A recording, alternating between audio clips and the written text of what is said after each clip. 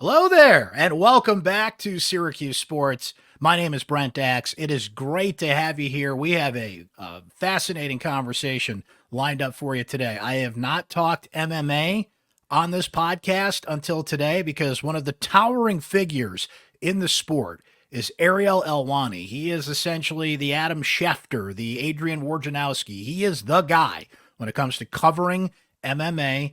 He is a Syracuse grad, and he has a not so typical path. You hear about a lot of the huge names that have come to the Newhouse School of Communications through the years, and they kind of have that typical path, right? Where they were at WAER, they were at WJPZ, they were at the Daily Orange, they did student TV, right? Did play-by-play, end up becoming names that you know out there, right? We've talked to a bunch of them here on the podcast. What I love about Ariel's story is it is not that typical path. What brought him here from Montreal, he was very open about having a lot of social anxiety when he was here at Syracuse. And his time at Syracuse, while he enjoyed the work that he did and getting the education that he did, it was not the best experience for him socially. So he was very upfront about that. But he's got a fascinating story about how he essentially helped build covering the sport. 20 years ago, MMA was nowhere near as popular as it is now. It has exploded to this point, and he has been right there along the way in that journey, and one of the more prominent names that cover it. So it was great to talk to him. We certainly talked about Conor McGregor and Michael Chandler and that fight getting canceled, and Jon Jones, pound for pound, perhaps the best MMA fighter ever. His connections to Syracuse, of course, with Chandler and Art Jones having played for Syracuse football, and a whole lot of things that I did not even mention there. I think you'll enjoy that conversation, and that's coming up here shortly. I want to remind you to become a Syracuse Sports Insider, where you can text me directly at 315-847-3895. Just text the word orange to that number if you haven't already. And for 2 weeks, you get to try it free.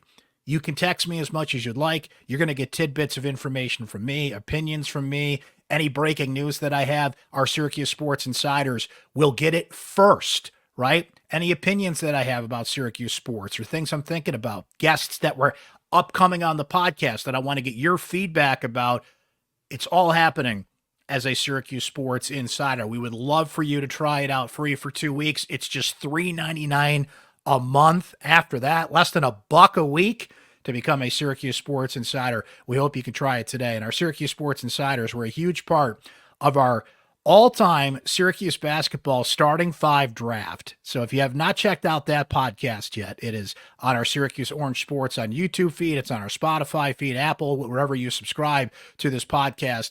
If you haven't listened to that, check it out. The feedback has been very interesting. So it was myself, Eric Devendorf, and one of our Syracuse Sports Insiders. Another benefit of being a Syracuse Sports Insider is you might get to come on the podcast in addition to a lot of your highlights, a lot of your comments that we highlight as it is. So Frankie, Eric, and I did a all-time Syracuse basketball starting five draft. The feedback from it has been a lot of fun, but I'll tell you one thing.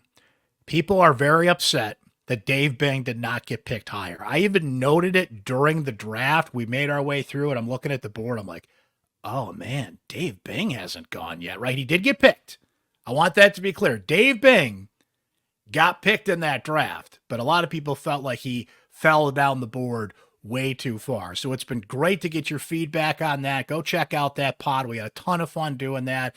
We've got some more fun drafts lined up for you coming up over the summer months here, and I just want to make that a regular part of Syracuse Sports. But that was like the first official one we did, and it was a ton of fun, and we can't wait to do more fun things like that with your involvement as a Syracuse Sports Insider. So sign up today. Just text the word orange to 315-847-3895. Without further ado, let's get to it. One of the biggest names in MMA reporting, Ariel Helwani, joins us here on Syracuse Sports. So, Ariel, I don't always like to start at the beginning in these things. You can start in the middle, work your way back, start at the end, work your way back. But I do kind of want to start at a beginning for you. Take me back to the late 90s, early 2000s. And I just went through this with my daughter who's graduating high school, right? And you're trying to figure out what that college path is going to be. So when you were in that space and trying to figure out what was best for you, tell me why it ended up at Syracuse. Great question, and thank you so much for having me on. It's an honor, and I really appreciate the invitation. So I grew up in Montreal, Quebec, Canada, and in my community, it wasn't common at all, believe it or not, to leave Montreal to go to university. So most kids that I grew up with, including my wife, who I met in seventh grade, they either went to McGill University, which is the top school in Montreal, or another school called Concordia University. I was the only one who had aspirations, dreams to kind of go out of their comfort zone and travel to the United States, because I adored American sports. I adored American media. My family would take road trips to New York City or Boston, and I would sit there and watch Sports Center on loop over and over again when they would, have like a 7-hour block in the Oh morning, and it yeah. was the same telecast every hour. So people like Rich Eisen and Stuart Scott and Dan Patrick, Keith Olbermann, I idolize these people. And in particular, two of my heroes, I would say, like two of the guys that I looked up to the most, were Bob Costas and Marv Albert. I adored the NBA on NBC, and I would watch it every Sunday. They'd have the double header, triple header, of course, the playoffs as well. I was a huge Knicks fan as a kid, still am. And I would find myself enamored with the way in which they would open the telecast and speak and have such confidence, and lay things out and set the table, all that stuff. And I would emulate those guys. And I remember being in the ninth grade. I'm supposed to be reading a book in English class. Instead, I was reading Sports Illustrated, and it was an issue where it was breaking down the best schools in America for X, Y, and Z. And there was a little blurb that said best school for sports broadcasting was Syracuse. And a light went off in my head, like, wow, you can actually go to school for this. Like, this is exactly what I want to do. I don't want to be an athlete. I don't want to be a doctor. I don't want to be a lawyer. I don't want to be an accountant. I want to talk about sports. And I was a relatively shy kid and a little bit unsure of myself, lacked a little bit of confidence, but the idea of speaking about sports for a living really, really, really was exciting for me. So I made it my mission to get to Syracuse. I took the SAT. They don't make it easy for you if you're growing up in Canada. You've got to take Right. like extra classes to take SAT, all this stuff. And I applied to Syracuse, and I ended up getting a letter back which congratulated me on being accepted into the School of Visual and Performing Arts in Speech Communications. And I was very confused. I was like, wait a second, I did not apply to speech communications. I applied to Newhouse. And what I ended up finding out was that the students who didn't have good enough grades for Newhouse would then kind of get deferred to speech Ah, com. okay. And so I inquired about this, and they told me, if you get in and you have a 3.5 or higher GPA, you can then apply to transfer. And so I took the chance. I rolled the dice. I went to Syracuse, and I was in speech com for my first year, and I worked my butt off, and I got a 3.51. And so that allowed me to Right over the apply. line. Yeah. I got in, and if I wasn't going to get in, I was going to go home, because there was no point in me being there if I don't get into Newhouse. And so I decided, all right, this is the path for me, and I'm gonna go after this dream. So you get into Newhouse, and I feel like, we've talked to so many people that kind of find a path at some point. Now, the classes are one thing, but you have student media organizations, many of which we've heard about. A couple that, you mentioned Bob Costas and Marv Albert have been on WAER, have been on WJPZ, have gone through the Daily Orange, have gone through the student TV station, which is its name has changed over a few years. Did you find yourself on that path, or kind of what was yours once you did get into Newhouse? Yeah, so the first thing I did was look up all those places, WAER, WJPZ, Z89, all those spots. And I did them all for my first semester. And I remember when I was first working working, quote unquote, for WAER, what they told me was, and this was not just for me, it was for everyone, that you have to be there at like 4:30 in the morning, something like that, and you have to write these scripts. They will never make air, and you kind of have to pay your dues and work your way up, which I'm totally fine with. But what I felt very, very, very early on was that, for the first time in my life, as opposed to being the only one in my grade and among my friends who had this dream of being the next Costas or Marv Albert, I was surrounded by 1,000 other kids who had the exact same dream. And I have always been someone who likes to kind of march to the beat of his own drum and be a little bit different. And so very early, I remember it was September of 2001, in my first year at SU. I remember telling my parents, everyone here is kind of the same and has the same dreams and goals and aspirations. And I like to be different. And in addition to being a big basketball, baseball, football fan, I loved fighting. I loved combat sports. And there was this organization called the UFC, which at the time wasn't even 8 years old. I said, there's no one covering it. There's no person out there. There's no face. There's no voice. And I love the fight game. And I also looked up to Howard Cosell, even though he was before my time. I loved reading about him and watching videos and all that stuff. And I said, why can't I be the Howard Cosell of MMA? Let me try to be that. And so WAR, I stayed there for one semester. I didn't feel like it was the right fit for me. It felt a little bit like a country club and not really my style. Z89, they actually got really mad at me because this was the 2001, the fall of 2001 World Series, Yankees, D-backs, Mr. November, Derek Jeter. And what I would do is, instead of playing the songs, because it was really just like a music station, instead of playing the songs, I would delay playing the songs so I could talk about the World Series and talk about sports for 3-4 minutes. And they're like, you can't do that. Like, this isn't a sports talk radio station. So I found out about WERW, which was in the basement of the Shine Student Center. And all that required to get a show on that particular station was getting to the sign-up sheet first and putting your name down in a slot, and you get that slot for the entire semester. And I love this. I just wanted the airtime. And I also loved that werw.syr.edu, it is ingrained in my brain, streamed online. And this is 2001, so pretty ahead of their time. And so I had my slot Saturday mornings, and I had the main event sports show, which was just about combat sports. And I would reach out to fighters and I would talk to them. Saturday mornings, no one was listening to this except for my mom and my sister back home in Montreal. And this was the place for me. And in reality, I am doing a version of that show till this day. I'm interviewing fighters. I'm talking about fighting. And it really set me on my path in many respects. That's funny how that comes full circle. And I'm fascinated because you said it. The UFC was in its infancy at the time, mixed martial arts, everything was just starting to kind of bubble up there. So, what we always tell kids at college, whatever the case may be, is you just got to get reps. You just got to get reps, right? 100%. So it sounds like that's what you did with that show, but you said it. You're in new territory here. Tell me about just finding that path and because you said it, all the other kids, they want to be Costas, they want to be Elvert. You have Syracuse University right there, the typical sports, football, basketball, lacrosse that they can cover. And, you're competing and sitting along the likes of, people that work at the Post Standard and work at the local TV stations. And there is a path there. You are literally digging your own way through this thing. Just tell me what that was like and how fascinating it was for you. Oh, that's exactly what I like to do. I like to be ahead of the pack and trying to forge my own way. So I saw an opening and really I was thinking as a fan, I was like, there's nowhere, I love the NBA, I love the NFL, I love traditional sports. And I just felt like there was no real professional coverage of this sport. And so I figured if I wanted it, there's probably a lot of people out there who want it as well. And so why don't I try to, kind of, plant my flag on this side of the fence. And I would do things, I knew no one that liked MMA. So I would watch all the fights by myself in my dorm.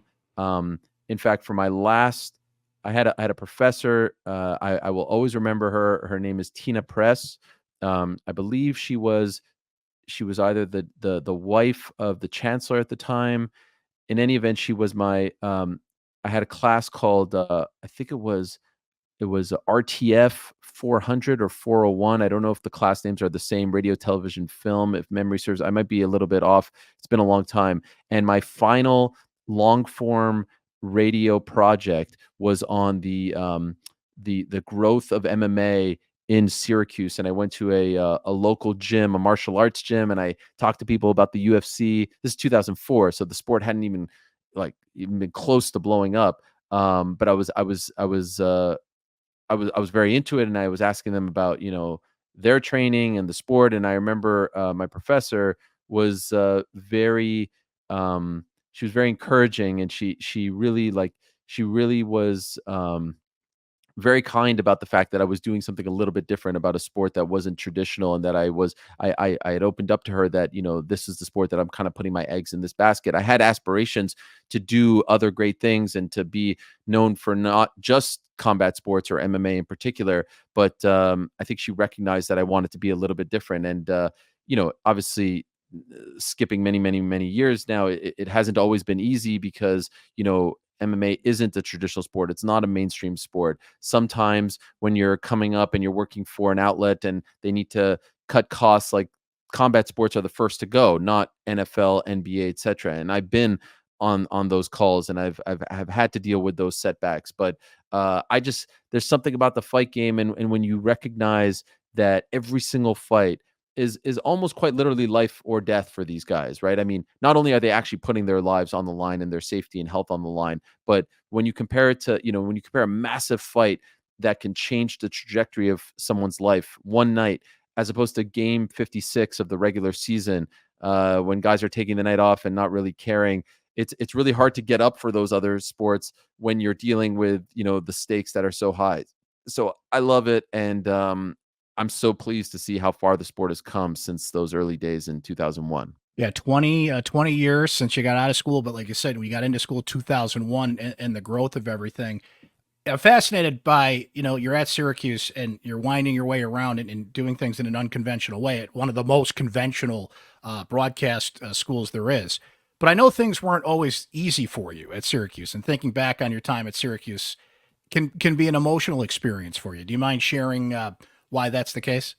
Absolutely. I am very, very close to my parents, and I was incredibly homesick. Mm. And, the fact that maybe none of my friends left, so they weren't sharing the experience of being away, maybe that was working against me. The fact that, every time I would leave, my mom would get very emotional, and that would make me sad as well. I was like, if you had to pick of my siblings, I have two older brothers and a sister, like who'd be the one to leave when he was 19? Like, it wouldn't be me. I was a mama's boy. I didn't like going away to sleepaway camp or anything like that. Like, I very much just wanted to be home, and I would get sick to my stomach before having to leave. Like, I would dread those drives back to Syracuse, and it was nothing really against the school. The school gave me an opportunity and really set me on my way. I was just very, very down, and quite honestly, I was quite depressed, and I developed uh, really bad social anxiety to the point where in my first year, I was living in Lawrenson Hall, which is right across the street from the Carrier Dome, which should be very exciting to any sports fan. Um, I would get so nervous about just going out and about that I would eat just I'll never forget this, and I can't eat them since.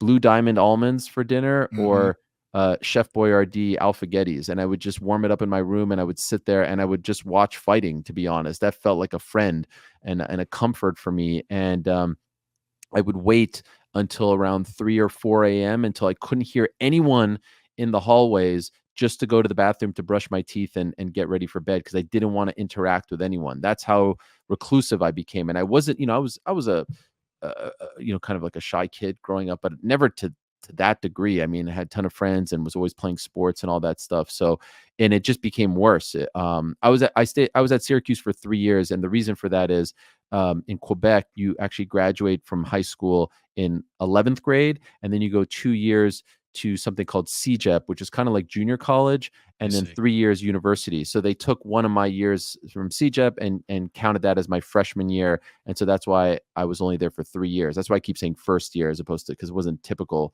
freshman year. And yeah, it was very, very difficult. And I went to a guidance counselor, all this stuff. And yeah, it just became a tough time for me where I felt like I would never kind of get out of this funk. And when I left in 2004, when I graduated in '04, I remember saying to myself, because at the time I had some harsh feelings towards the school because I just was so unhappy. I said, I'm never coming back here until or unless they invite me to come back. Like I would go see Bob Costas when he would come to speak to us and other famous broadcasters. If I make it, and I make it to the point that they want to have me back, then I will only come back. And luckily in 2014, Professor Thompson at Newhouse reached out to me and invited me to come back to the school to speak to the students, and I came back with my 2 kids at the time and my wife, and that really helped close a wound for me. And I felt so much better about the experience and being able to give back. So it was a bit of a journey, and it was probably the toughest time of my life, but now I'm very, very thankful and look back on my time with fondness. I appreciate you sharing that, first of all. I mean, even 20 years ago, there wasn't the focus on mental health and that aspect of being away at school. I was just having this conversation with my daughter the other day about, there's such a focus on classes and everything, but you're living away from home and you're getting used to somebody else. And, she had some apprehension about that. And, you have to kind of work your way through that. And I'm glad to hear they had you back then. And boy, if it's been 10 years since you've been back in I need to Syracuse, come back. it's about time for you to come back. And Yes. you and I talked about this before. I think I could make that happen for you. I would love that. I would absolutely Which love would that. be great. That would And be I an kn- honor for me. I have I know another that- child since then, so she has to come. She is yet. My daughter has yet to be there. So it would really mean a lot. And I understand there's a new Newhouse school, like a whole new building and I all was that. going to so I would say love to things see are it. different. People Yeah. are fired up about football. You can come in for a football game, speak in a class or two, and we'll talk. We'll make this Okay. happen. We got to do Perfect. this. It's been about Thank you. 10 years. So you get out of Syracuse, and that path is there professionally now to cover this sport. And were you in a position, like, I always love hearing from like Peter King and like Mad Dog Russo, and Russo's like, yeah, me and Mike Francesa, we were the only ones that would go to Radio Yeah. Row back in the day. And Peter Right. King and like Chris Mortensen and like 3 dudes would be at the combine back in the day. And then all of a sudden there's 1,000 people covering it. Was that you covering MMA in the early days? Was it like you and a couple other guys? What was the landscape like, people trying to professionally cover that sport once you got out of school in 2004? So I would never claim that I was the first, or that I'm a pioneer or anything like that. But there were certainly not that many people covering it, especially on a professional level. Interestingly enough, when I graduated in '04, kind of a funny little twist to all of this, Newhouse had a program with NBC where they would pick a few students from Newhouse to work as runners at the Summer Olympics, and those Olympics were in Athens, the '04 games. And I didn't really have anything to do, and I thought it could be a good opportunity. So I applied, and I got one of the slots. And so I was supposed to go to Athens in July, August to work for NBC. Unfortunately, 3 days after I came home after graduating, I was playing basketball with friends, and I broke my ankle. Oh, And no. that stopped me from going. I had to pull out. While I was nursing the broken ankle, I got an email from someone at HBO Sports who I had interned for the summer before, and they asked me if I wanted to come work on a documentary that they were putting together. Remember HBO Sports back in the day? They were the leaders as far as Oh, sports docs absolutely. Yeah. were concerned, well before 30 for 30. They were doing a documentary on the 1985 NCAA championship game, Villanova Georgetown. And Patrick Ewing's my favorite athlete. I know that wasn't a great night for him and Georgetown, but to work on a doc about his career and Hoya Paranoia, I loved all that stuff. And so I signed up for it, and I moved to New York. And so that led me on a path for 3-4 years working in TV production. I was kind of out of the journalism game, but I kept wanting to, I had this itch, and no one was covering the sport. And it was the same feelings that I talked to my parents about in '01. And so then in '07, I get a job at Spike TV, which is now the Paramount Network. And they were the home of the UFC. And I thought, this is perfect. I love MMA. I love the UFC, and I love production. This is kind of my job now, my career. And when I got there, I realized that the position really wasn't for me. And I'm a very passionate person. I'm the kind of person who really wants to pour everything, my heart and soul, into whatever I'm doing. And after a week, I went to my boss's office and I quit. I said, this job isn't for me. It's not the right fit. I think you need to find someone else. He was very upset. He told me it was the biggest mistake of my life. My this will be my biggest regret. You don't do this. But I knew in my heart it wasn't the place for me. And I also viewed that as kind of the crossroads of my life. I'm 25 at the time, maybe a little premature and dramatic, but that's how I viewed it. And I said, you know what? I'm going to go for this. I'm going to start a website. I'm going to reach out to fighters. And every morning, Monday through Friday, from October of 2007 to April 1st of 2008, I'm going to post an interview with a fighter. I'm going to show the world and show websites and outlets out there that I could be the preeminent interviewer in combat sports. And I did it. And I would reach out to fighters that didn't know a soul in the fight game. I would reach out to them via MySpace, via their own website. and I was gaining momentum and gaining notoriety, but no jobs were coming. And luckily, 3 days left on my self-imposed deadline, someone reached out to me and offered me a job to work on a website, and that really began, the career that I've had covering MMA. And a big thing for me was video interviews. Like, no one was doing interviews with dressed up suit, mic flag, microphone. It was all just kind of camcorder stuff. And so in the early days, when I would go to UFC events, 09, 10, etc., they would have like these mini like media days with the fighters. Now they're gigantic. And it was just a bunch of like a couple of newspaper guys, maybe one website guy with a tape recorder. And then everyone would just kind of move off to the side and say, all right, Ariel, your turn. And I would get the one-on-one with the fighter. Every single fighter on the card, it would just be like Ariel, the video guy, and the rest of them were writers. Now, of course, you go and everyone's a video guy, and there are hardly any writers left. And so, yeah, I kind of had the pick of the litter in those early days, and everyone was very kind and welcoming to me, including the UFC and the fighters and all that stuff. And that helped me get a lot of attention too, because I was the only one doing it.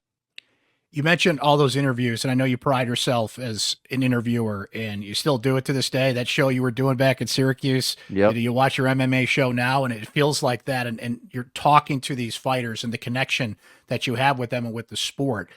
But I know that you mentioned earlier how homesick you were at Syracuse and how close you are to your mom and dad. Can you tell us about how you've mentioned this before, maybe our audience that doesn't know? Your mom is a big reason why you feel like you're a good interviewer. Why is that? My mom is an unbelievable soul. So my parents are from the Middle East. My mom is from Lebanon. My dad is from Egypt, and they have endured and overcome a lot. My dad left the Middle East. His family moved from Egypt to Lebanon in the late '60s. They moved to Canada because there was a lot of anti-Semitism. We're Jewish. There was a lot of anti-Semitism, and then my mom and her family left in the mid '70s to Montreal, and that's how they met. They met in Montreal. And I've always said that I get my interviewing skills from my mom because she's a very empathetic person. She asks a lot of questions. My mom was the mom who, friends, girlfriends, neighbors, everyone wanted to come talk to her to like get her advice. She's just that type of person with an incredible soul and just an incredible way of looking at things, and just very caring and thoughtful and nurturing. And my father, I've never and will never meet someone who has work ethic like my father. Like my memories of my father are, waking up at 6 o'clock, going to work at 7, coming home at 7, working till 9, 10, taking a shower and starting it over. And he would not want to do anything but that. He was a workaholic and the most proud workaholic that you'll ever meet. And I think that I have pretty solid work ethic and I have drive and motivation. And I think I got that through just watching him do his thing. I don't recall, and I don't think he ever took a sick day. He built a business. He came over from Lebanon to Montreal. He was the graveyard shift night sweeper at a factory in Montreal and worked his way up to ending up owning the business and then expanding the business. He's a real success story. And my mom supported him, and they just had such a great relationship that I just watched this and admired it from afar. And I think it instilled any great value that I have, I think I got from them. And so that's why I always say, like, the work ethic from my dad, the interviewing skills from my mom, and it kind of led me down this route. Ariel, switching gears here, it's been well documented that you and Dana White have clashed a little bit over the years. I mean, Dana is, wow. I mean, what a figure he is. We could do a series of shows about him and how he's built this sport and the kind of personality that he is. And I couldn't help but relate to you in a way when I was reading about this because, Dana is the towering figure in what you do, right? The towering figure and what we cover here in Syracuse, and maybe that's dissipating a little bit since he retired, is Jim Boeheim, right? I've clashed with Jim Boeheim a number of times over the years. You have clashed with Dana White a number of times over the years. But what really hit home for me is, and I know you've talked about this before, but when you lost your opportunity at Fox, and I believe Dana was quoted as saying that you were, quote, too negative. Mm-hmm. I got fired from a radio job here in Syracuse basically for the same reason, partially because of my criticisms of Jim Boeheim. And I remember thinking it was validating in a way because it told me I was doing my job right, but you still feel like shit and you still are questioning what you're doing, right? What reassured me in that case was getting feedback from people that I wouldn't normally get feedback from, saying, no, you did it the way it had to be done. You did it for us, right? So I want to go back to your situation there with Fox. You must have been, in one way, saying, well, I'm doing what I need to do because I'm not here to just do everything at the behest of UFC. But you also maybe were questioning yourself a little bit. Did you get that kind of feedback having been in the sport for so long, and people that admired your work and covered your work, and maybe heard from people that you never heard from saying, no, do what you do and everything's going to work out? And in that case, it did for you. But at the time, it must have been difficult to go through. Absolutely. And yeah, I sympathize with your situation as well. It's a horrible feeling because even if you get uh, highly successful people reaching out and saying, like, yeah, good on you, it still sucks. No one wants to lose a job when you think you're doing the work the right way. Excuse me. So it was devastating, in large part because, as you know, MMA isn't on every network. It's not like you could go from ESPN to Turner to Fox. You know, there was just one place that was covering MMA on TV that had a TV deal with the UFC, and that was Fox Sports. And I was there from 2012 to 2016, and they let me go in a 2-minute conversation, and they told me that the UFC brass called them up and said, you know, enough is enough. And the Mm. thing is, like, I was never unfair, you know, and 90% of my coverage is positive, shining a light, trying to, you know, get people excited about the sport because I have a passion for the sport. But being a sports fan and being a fan of sports talk radio and being a fan of just like consuming sports media, you do have to talk about things sometimes. And it's never like underbelly salacious stuff. It's, you know, things that they don't want you to talk about in our particular sport, like revenue sharing, collective bargaining, the competition, all that stuff. They don't want anyone talking about that. I'm well versed in it because I love, you know, hearing about the NBA salary cap and all this other stuff. And so I then start questioning, like, wait a second, why don't the fighters get X, Y, and Z? And so when they called me to let me go, I was devastated. Also because 3 months prior, a friend and colleague of mine who was also on Fox uh, was accused and got caught plagiarizing. Nothing Mm. happened to him.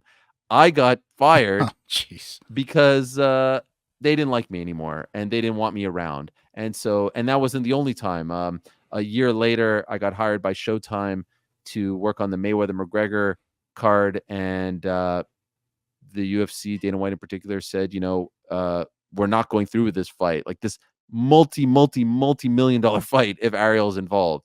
And so they had to pull me at the 11th hour. When I got to ESPN, they made my life living hell. That was my dream job. And I had to leave after 3 years because I just was unhappy, even though they had offered me a new contract. I just didn't want to be around it because they were now the home of the UFC. So yeah, hard to take, but I really do think that all those experiences made me better as a human being and as a journalist. And hopefully the people realize this. While you know, colleagues will reach out or people I've looked up to will reach out and say, "Good job, keep going."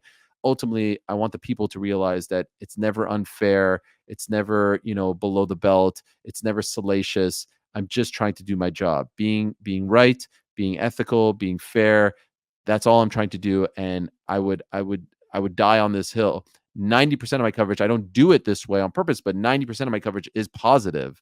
It is shining a light on this great sport. They just don't like the 10%. And unfortunately, there aren't that many people still covering the sport. And so the 10% feels a lot more, you know, grandiose because no one else is talking about that stuff. Yeah, a lot of great lessons in what you laid out there, and I admire how you handled that situation for sure. A couple more things here. We'd be remiss if we didn't hit on some current topics, including one that broke. We're speaking here on Friday, Thursday night. You had been hinting this was going to be the case, but it became official on Thursday night. Conor McGregor, Michael Chandler, that fight has been canceled for 303. Maybe they'll make it up down the road here. So just tell me the process of why that fight got canceled and what plan B is going to be now for UFC 303. Yeah, so Conor McGregor got hurt in early June.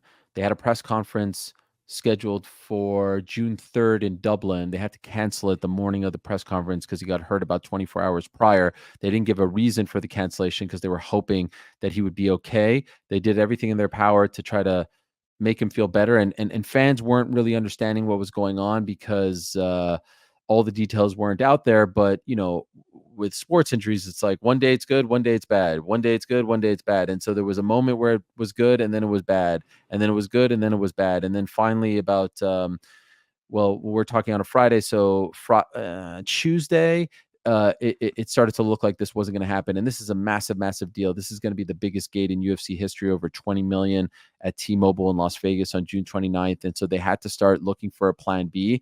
The problem was there weren't a ton of options. They have such a robust schedule. There's a bunch of guys already booked or have just fought. And there was really just one good option, and that was Alex Pereira, who's a beloved fighter, who's the light heavyweight champion of the UFC. That's 205 pounds.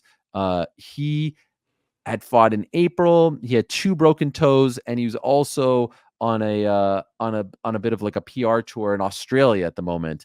And they were basically like, it was down to him, and they threw a boatload of money his way, and he agreed to step in. And so he's going to be defending his title against Yuri Prochaska, who's a great fighter from the Czech Republic. They fought back in November. Pereira knocked him out to become champion. And so kudos to both guys.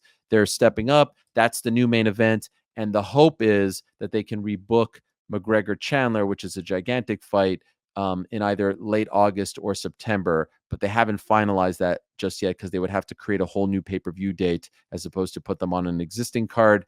And so that takes a little bit of finessing, but that is the hope. And I hope for everyone involved that we get to see Conor back, because he is the biggest star in the history of the sport and the biggest box office draw. And there's just nothing like a McGregor fight. So it's unfortunate, a little over 2 weeks away. The fight has been canceled, but this is the fight game. And, obviously these things happen sometimes.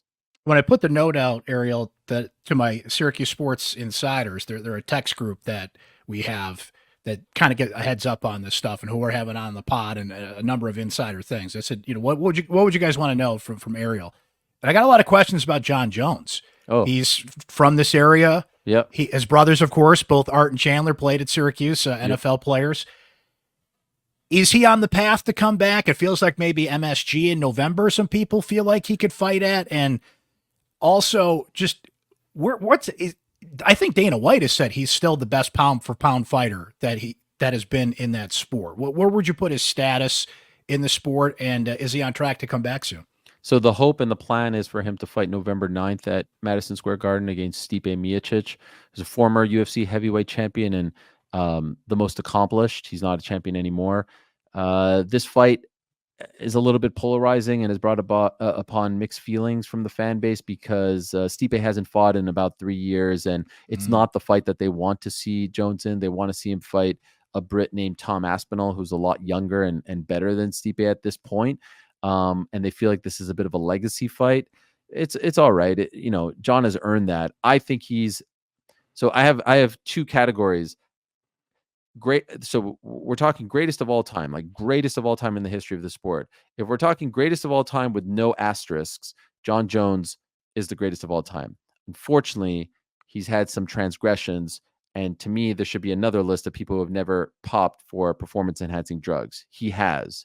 And so if I have that list of the quote unquote clean athletes, or at least the athletes who weren't caught, he can't be on that list. And so George St. Pierre would be my greatest of all time. But if everything is allowed, Jones is that guy. I don't consider him currently the pound for pound best fighter in the world currently, because he just hasn't been active. Since 2020, he's only fought once. And so I don't think that's necessarily fair to the other guys who are more active and putting themselves out there.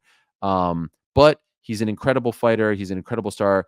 Take nothing away from him. He's had to overcome a lot. And for the fans out there who may not know him, I've often compared him to a mixture of 3 different athletes: Darryl Strawberry, Doc Gooden, and Lawrence Taylor. And why do I compare him to those guys? All generational talents, all possessing otherworldly skill and talent, but sometimes they have been their worst enemies, right? And they have gotten in their own way. And the out of arena, field, whatever, ring, cage stuff has hindered their greatness. And I think Jon could have possibly been even greater than he is. And I consider him the greatest of all time. That's how incredible he was. But he's had some transgressions, and it's unfortunate. And I just hope that as his fighting career winds down, that's when it kind of gets scary, right? What do you do when you're with a lot of free time on your hands? That's when you can get into some real sticky stuff. So I just hope that he finds peace and that he can live a great productive life, because he is beloved and he will have fans for the rest of his life, and he can do seminars and autograph signings and all that stuff. And I just hope the demons don't come back, the ones that were kind of pulling him away at times in his fighting career, because when you're 29 and doing some stuff, you could bounce right back. When you're 45, it's a little bit tougher. So a fascinating figure, an incredibly talented, once in a lifetime character. I just hope he's able to, kind of end this chapter on a positive note. Last thing from me, you mentioned coming back to Syracuse. The other big question I got from our insiders was, I know you don't book the fights, but you have insight into how they're booked. Could we see a day where UFC comes to the JMA Wireless Dome here in Syracuse? Okay, so that is a great question, because when they were MMA was banned in New York State by Governor Pataki in 1997, and it took all the way until 2016 for it to get unbanned. And there were all Right. kinds of politics involved with Sheldon Silver, who is Speaker of the Assembly, I believe, and the current government at the time, and they weren't letting it happen. And when the UFC were lobbying to get the sport unbanned, they would always mention Syracuse, and at the time the Carrier Dome. Oh, we could hold a big event at the Carrier Dome and all this stuff. And of course, it's been unbanned. It's been legalized since 2016, so 8 years. And to their credit, they have gone around New York State, not just New York City, Brooklyn, the usual spots. They went to Albany. They've done a few, never Syracuse, not Rochester, but they've had a couple of spots in upstate New York. In any event, I have always felt like a big event, in Syracuse with that massive venue would be great. Let's And go. a Yeah. lot of people are pushing for Jones to be a part of that because he's as local as it gets. I think the issue that they might feel is that, based on you can charge high ticket prices in Vegas because, people are used to spending a lot of money, and maybe they feel like they can't charge that for a Jones fight like they would in Vegas or New York City in a market like Syracuse. You could do a smaller card, you could do a fight night, but the UFC is so on fire right now that they're only going to cities and towns that are paying them to come. That's how, there used to be times where they have to beg to come. Now they're accepting site fees, and they're just sitting back and okay, we have a date available. May the highest bidder wins. And so it really comes down to the local government if they want them there. I think it would be incredible, but I don't hear of this being in the works at any time soon.